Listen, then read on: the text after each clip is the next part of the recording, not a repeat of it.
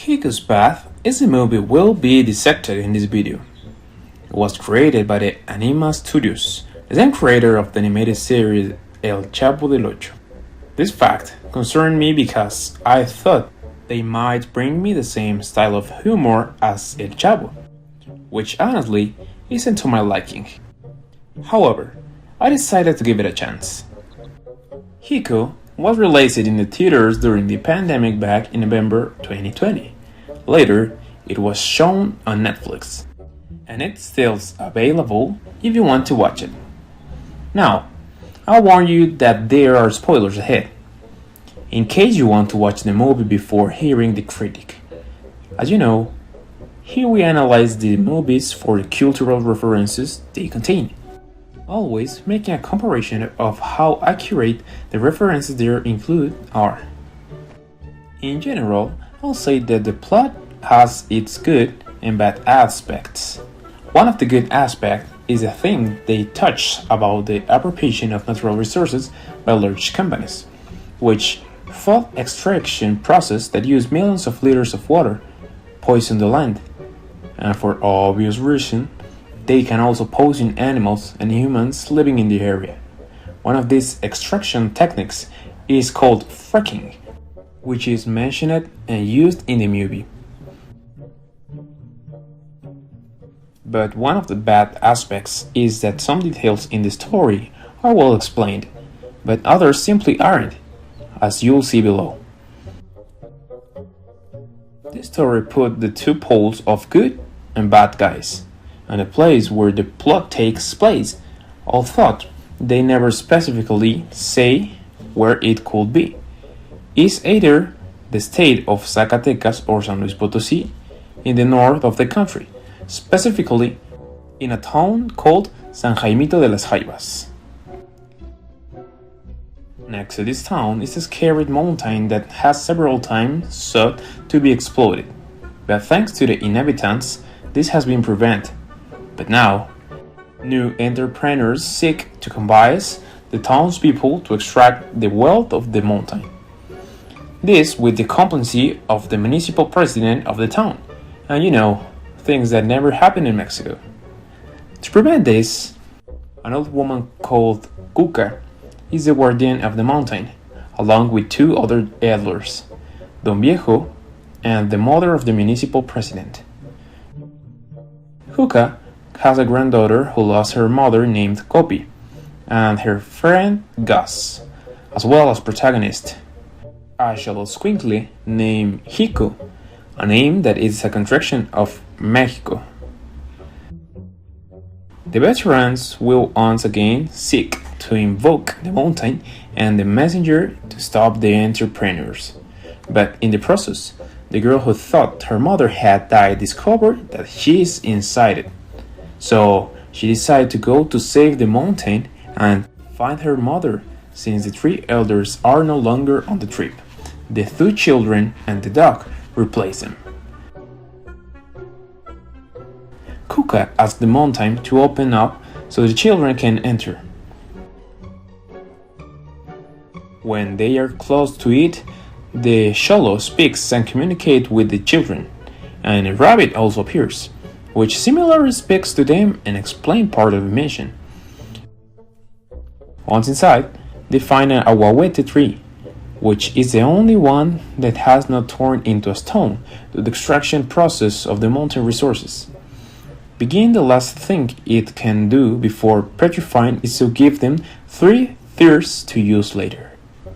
Later, on the way, floatingly, they see a Atlacuache, which is a shaman who gives them more information about where they should go and what they should do. While they travel through the desert looking for the messenger, the inhabitants of the town rebel and start fighting with the entrepreneurs and their wards. But on the journey, Hiko and the children are attacked by a scorpion named Chapan, which waits for them in a lagoon, where it's sitting the girl, putting her life in danger. Against this, Hiko goes to seek help and the warden, later finding Kopi's mother.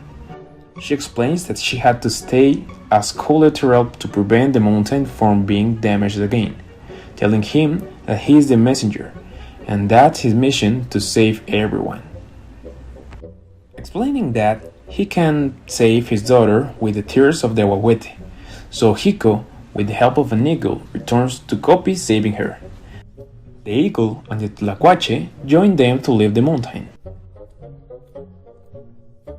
And in the battle between townspeople and entrepreneurs, the three stones join them, and Formless begins destroying the excavator machines, turning some entrepreneurs into insects and killing another in the process, thus rescuing the place, the blue deer referring to them at the end that actions have consequences, and that those who can act receive their reward. And those who don't, well, don't. With the municipal president to redeem himself, taking the place as a collateral for Copy's mother. Entering the mountain, her mother comes out free, thus saving the day, the mountain and its entire ecosystem. And that's it. Now for that brought us here, the worldview they included in a film and who closely relates to our own. As I mentioned earlier, there are some aspects they explain in relation to the worldview they used, but for others, they don't explain anything, starting with the location of the town. It is location Zacatecas or San Luis Potosí.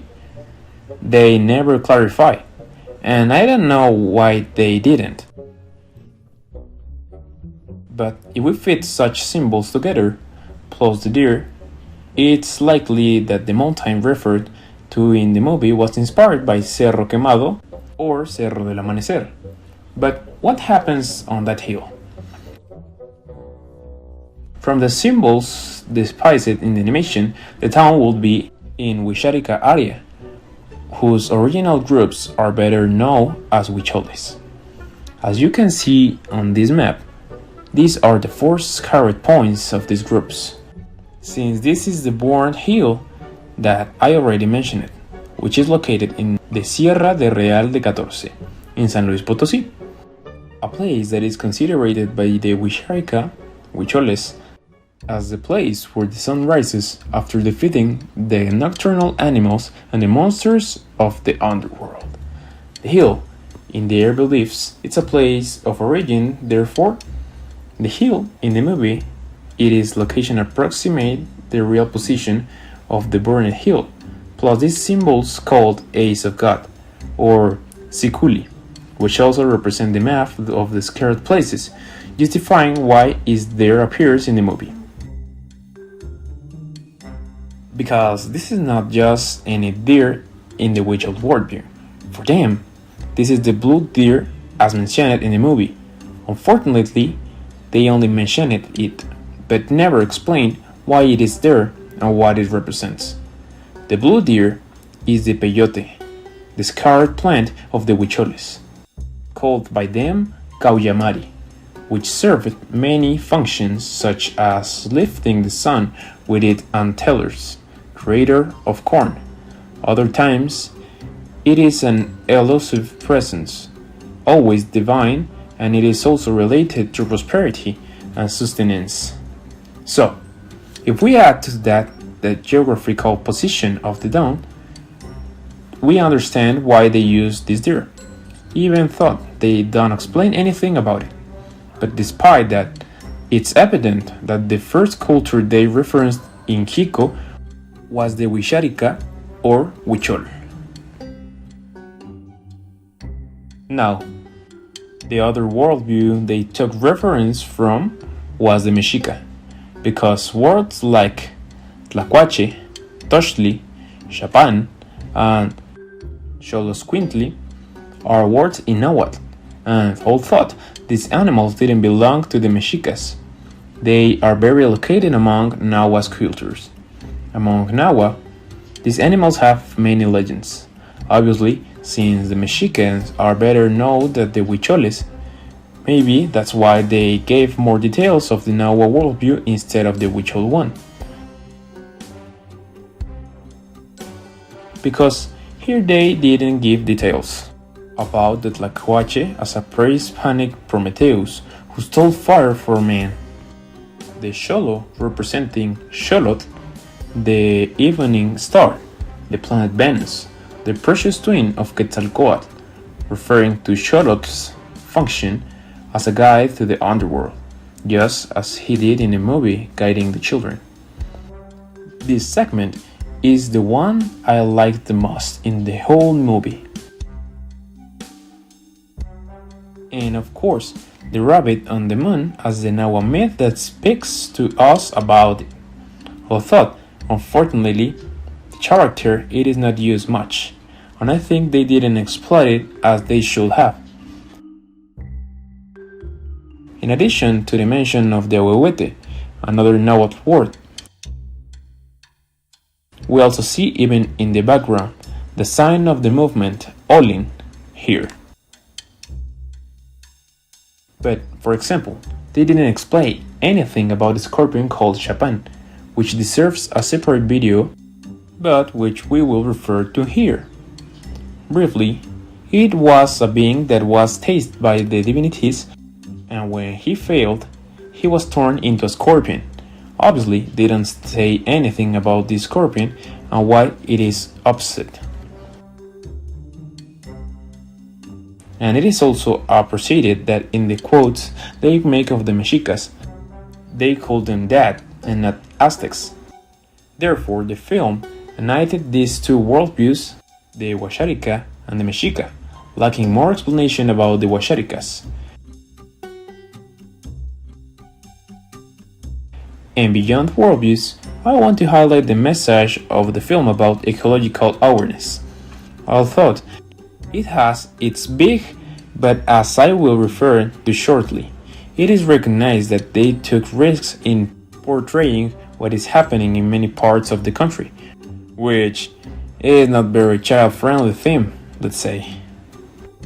Representing the exploitation of natural resources and the destruction of flora and fauna in the process, for the benefit of a few. Because although the Huaxaricas are not mentioned in the film, they have suffered what is seen there. Just a few years ago, some of their members were dispossessed, even killed, for defending their territories. Precisely because these areas have historically had mines that have exploited natural resources. Therefore, it is a good attempt to seek to raise awareness among people through an animation that openly talks about these types of problems, and also make reference of the pre-Hispanic past. Thought Xico's Path is a good movie that entertains children, and with the clarifications we made now, perhaps it will give you more clues as to why they included that they did there. That's why I give it a rating of 7.5. It was going to give it 8, but I lowered the rating because the indirect information I found regarding Xico, that is in the channel. We provide information that is not provided in most places. And I don't want to overlook an external aspects that contradicts the message of the film in a sense.